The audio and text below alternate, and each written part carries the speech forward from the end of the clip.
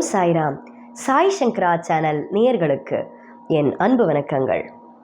போன சில எபிசோட்ஸா அற்புதமான ஒரு சாய் பக்தைக்கு எவ்வளவு அழகான லீலைகள் பாபா நிகழ்த்தினார் அப்படிங்கிறத நம்ம பார்த்தோம். ஒரு மழையிலேந்து ஆரம்பித்து ஒரு ஆரத்திக்கு ஒரு டிக்கெட் பாபா எவ்வளோ அழகாக கொடுத்து, தன்னுடைய பூஜைக்கு தானே ஒரு மனிதனோட ரூபத்தில் பூக்களை கொடுத்து, ஆஹா, அவருடைய லீலைகளை பேச பேச பேச நம்மளுக்கு இந்த ஒரு எபிசோட் மூலமாக நம்ம இந்த லீலைகள் எல்லாம் முடிக்கலாமா அப்படின்னா முடியாதுங்க. அதுதான் சாய் சச்சரித்ரா யார் எழுதினா அப்படின்னா அண்ணா தாபோல்கர். நீங்க ஸ்கிரீன்ல பாக்குறீங்க பாருங்களேன், இவருதான் அண்ணா தாபோல்கர். பாபா இவரை செல்லமா ஹேமத் பாந்த் என்று அழைத்தார். இவர் எழுதியிருக்காரே சரித்தம், அந்த சரித்தத்தை படித்தால் அவ்வளோ அற்புதமாக இருக்கும். நான் அடிக்கடி சொல்லுவேன், ஒரு மனிதன் தன்னுடைய வாழ்க்கையை எப்படி வாழ வேண்டும் என்று அந்த சரித்தம் சொல்லித்தரும். ஒரு மனிதன் எப்படி பொறாமை, ஆசை, அகங்காரம், இந்த மாயை இதுல எல்லாம் எப்படி ஈடுபடக்கூடாது அப்படிங்கிறதையும் சொல்லித்தரக்கூடிய சரித்தம் சாயி சச்சரித்தம். தயவு பண்ணி யாரெல்லாம் அந்த புத்தகத்தை படித்ததில்லையோ அந்த அற்புதமான சாய் சச்சரித்தத்தை கூடிய சீக்கிரத்துல நீங்க படிக்கணும். உங்களுக்கு அது ரொம்ப சுலபமாக உங்களுக்கு ஆடியோ வழியாக வேணும் அப்படின்னு நீங்க நினைச்சீங்கன்னா அதுவும் நீங்க கமெண்ட்ஸ்ல சொல்லுங்க. உங்களுக்கு சாப்டர் வைஸ் ஆடியோவா நான் நிச்சயமா நம்ம பக்தர்களுக்காக பண்றேன். ஏன்னா இது நீங்க எப்படி எனக்கு தெரிவிக்க முடியும் அப்படின்னா இந்த கமெண்ட்ஸ் வழியாக தெரிவிக்கலாம். ஏன்னா நான் ஒரு கமெண்ட்டையும் படிப்பேன், அதற்கான பதிலும் உங்களுக்கு நான் தரேன். அது மட்டும் இல்லாம நீங்க என்ன இன்ஸ்டாகிராம், ஃபேஸ்புக் மெசஞ்சர் மூலமாக நீங்க என்ன ஈஸியா காண்டாக்ட் பண்ணலாம்.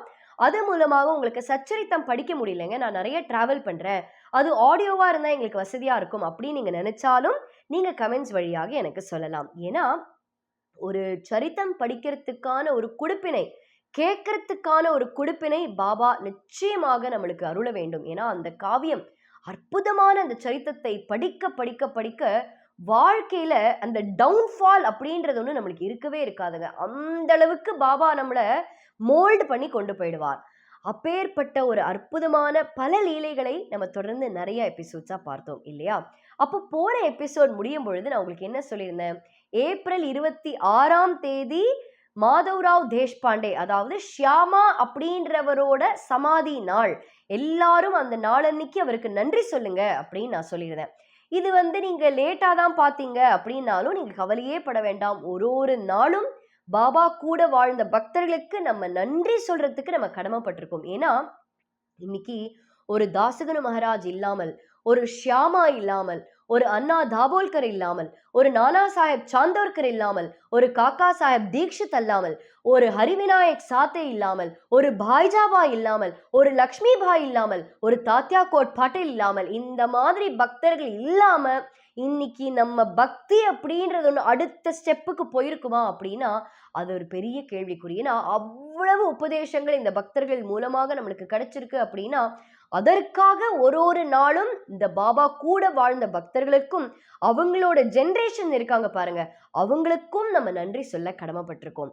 அந்த வரிசையில் போன எபிசோட் முடியும் பொழுது நான் சொல்லியிருந்தேன், ஷியாமா மூலமாக ஒரு பெரிய பொக்கிஷத்தை பாபா நம்மளுக்கு கொடுத்திருக்கார்.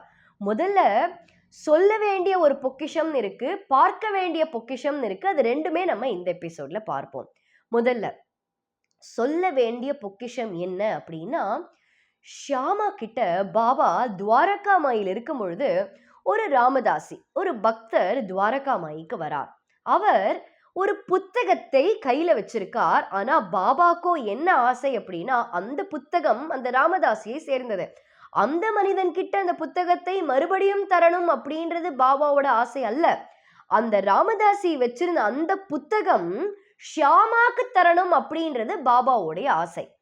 அப்போ வேற ஒருத்தரோட பொருளை நம்ம இன்னொருத்தர்கிட்ட அவங்களோட அனுமதி இல்லாம நம்ம தர முடியுமா அப்படின்னா முடியாது. ஆனா பாபா மகான், அவருடைய கட்டளை தான், அவர் நினைச்சாதான் நம்ம உயிரோடையே இருக்க முடியும், நம்ம ஒரு செயலையே பண்ண முடியும். அதனால பாபா ஒரு சின்ன செயலை பண்ணி அந்த ராமதாசியோட புத்தகத்தை எடுத்து ஷியாமா கிட்ட பாபா தரார். அப்போ ஷியாமா கேட்டாராம், பாபா இந்த புத்தகம் என்ன, எதற்காக நீ என்கிட்ட கொடுக்கிற பாபா அப்படின்னு கேட்ட உடனே பாபா சொல்றார், ஷியாமா இந்த புத்தகத்துக்கு ஒரு பெரிய மகத்துவம் இருக்கு அப்படிங்கிறார். அப்படியா? அப்படி என்ன பாபா புத்தகம்? அது நீங்க படிச்சிருக்கீங்களா பாபா அப்படின்னு கேட்டோடனே பாபா சொன்னார், ஷியாமா, ஒரு முறை எனக்கு ரொம்ப நெஞ்சு வலிச்சுது. அந்த நெஞ்சு வலி வரும்பொழுது எனக்கு எப்படி ஆச்சு அப்படின்னா, எனக்கு மூச்சு இறைக்குது ஷியாமா, என்னால மூச்சே விட முடியல, எனக்கு வேர்த்து கொட்டுது. அப்போ என்னுடைய வாழ்க்கை முடிய போற அந்த தருணம், நான் இறந்து போற அந்த தருணம் வந்தது. ஏன்னா எனக்கு நிச்சயமாக தெரியும், நான் ஒரு சில நிமிடங்கள்ல இறந்து போயிடுவேன் அப்படின்னு தெரியும். ஏன்னா என்னால மூச்சே விட முடியல, அப்படி எனக்கு நெஞ்சு வலிச்சது. அந்த சமயத்தில் இந்த புத்தகத்தை எடுத்து நான் அப்படியே என் நெஞ்சு கிட்ட வச்சு அந்த புத்தகத்தை கட்டி அணைச்சிட்டேன் ஷியாமா அப்படின்னாராம். ஆ, அப்படியா பாபா? அந்த புத்தகம் என்ன அப்படின்னு கேட்டோடனே பாபா சொல்றார், அந்த புத்தகத்தை நான் கட்டி அணைச்சின்றதுனால என்ன ஆச்சு தெரியுமா? எனக்கு வந்த அந்த நெஞ்சு வலி அந்த தருணம் அதே செகண்ட்ல அப்படியே மறைஞ்சு போயிடுதான். அந்த வலி ஓடி போயிடுத்து ஷியாமா அப்படின்னு ஷியாமா பிரமிச்சு போய் பார்க்கிறார். என்ன பாபா, ஒரு புத்தகம் ஒரு வலியை போக்குச்சா? அது எப்படி பாபா? ஒரு வலி போகணும் அப்படின்னா மருந்தே எடுத்தாதானே பாபா போகும் அப்படின்னு பாபா சொல்றார், இதுதான் ஷியாமா நான் சொல்ல வந்தேன். இந்த புத்தகம் ஒரு அரும்மருந்து. இந்த புத்தகம் எல்லா விதமான நோய்களை குணப்படுத்தும், எல்லா விதமான கஷ்டங்களை போக்கும். அப்பேற்பட்ட ஒரு புத்தகம் தான் இது அப்படின்னு அவர் சொல்றார். என்ன பாபா புத்தகம்னு பாபா அதை காமிக்கிறார். அந்த ராமதாசி வச்சிருந்த அந்த புத்தகத்தை காமிக்கிறார். பார்த்தால் அது விஷ்ணு சஹஸ்ரநாமம். ஆடி போயிட்டார் ஷியாமா. பாபா, விஷ்ணு சஹஸ்ரநாமத்திற்கு இத்தனை மகத்துவமா அப்படின்னு கேட்கிறார். அப்போ பாபா சொல்றார், ஆமா ஷியாமா, என்னுடைய வாழ்க்கை முடிய போற அந்த தருணத்தையே அந்த விஷ்ணு சஹஸ்ரநாமம் தான் என்னை காப்பாத்தித்து. அதனால இந்த ராமதாசிக்கு இது தெரியும். அதனால இந்த புத்தகத்தை நீ வச்சுக்கோ. நீ தினமும் என்ன பண்ணு, இந்த விஷ்ணு சஹஸ்ரநாமத்துல விஷ்ணுவோட 1000 நாமாக்கள் இருக்கு. சஹஸ்ரம் அப்படின்னா 1000. விஷ்ணுவோட 1000 நாமாக்கள் இருக்கு. தினம் ஒரு நாமத்தை நீ படி, உனக்கு அது நல்லதே செய்யும் அப்படிங்கிறார். இது நீ மட்டும் இல்ல ஷியாமா, உலகத்தில் இருக்கக்கூடிய எல்லா பக்தர்களும் இந்த விஷ்ணு சஹஸ்ரநாமத்தை தினம் தினம் ஜபித்தால் அவங்களுக்கு எந்த விதமான நோயும் வராது, எந்த விதமான கஷ்டங்களும் அவங்கள நெருங்கி வராது அப்படின்னு பாபா சொல்றார். அப்பேற்பட்ட பொக்கிஷம் விஷ்ணு சஹஸ்ரநாமம். பாபாவே சொல்லியிருக்கார் அப்படின்னா அந்த விஷ்ணு சஹஸ்ரநாமத்தை நம்ம தினம் சொல்லணும் அல்லவா?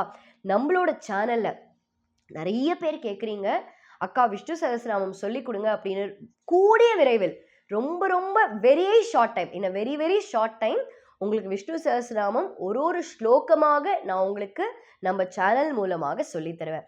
இது பாபா நமக்கு கொடுத்த பொக்கிஷம். இது நம்ம சொல்ல வேண்டிய பொக்கிஷம்.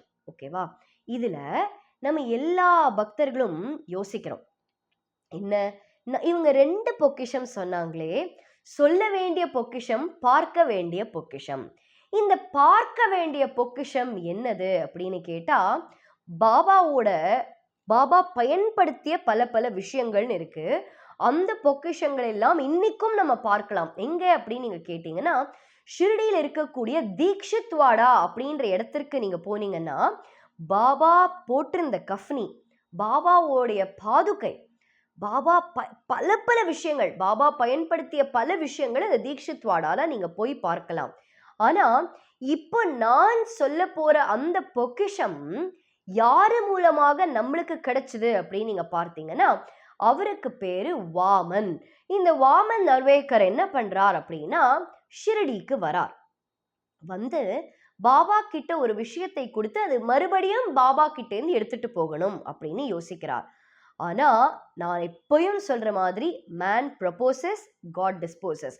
மனிதன் ஒன்று நினைத்தால் கடவுளும் அதே தான் நினைப்பாரா அப்படின்னா கிடையாது. கடவுள் நினைக்கிறது தான் மனிதன் நினைச்சு அது வாழ்க்கையில அதை கடைபிடிச்சு நம்ம வாழ்க்கையில எப்படி போகணும் அப்படின்றத நம்ம முடிவு பண்ணணுமே ஒழிய, நம்ம முடிவு பண்ணி கடவுள் அதை நம்மளுக்கு பண்ணணும் அப்படிங்கிறது நம்ம யோசிக்கவே கூடாது. அப்போ இந்த வாமன் யாரு, அப்படி என்ன விஷயத்தை கொடுத்தார், அது நம்மளுக்கு பொக்கிஷம் நான் சொல்றேனே, அப்போ அந்த பொக்கிஷம் என்ன அப்படின்னு நம்ம நிச்சயமாக அடுத்த எபிசோடில் பார்ப்போம். ஒரு காண கிடைக்காத ஒரு அற்புதமான ஒரு விஷயம். அது எவ்வளோ வர்த்தி, ஹவு வர்த்தி இட் இஸ், அதோட மதிப்பு என்ன அப்படின்றதையும் பாபா சொல்லியிருக்கார். அவ்வளோ பெரிய ஒரு பொக்கிஷம்னு பாபாவே சொல்லியிருக்கார் அப்படின்னா அந்த பொக்கிஷம் என்ன அப்படிங்கிறத நம்ம அடுத்த எபிசோட்ல பார்ப்போம். நன்றி, வணக்கம். ஓம் சாய்ராம்.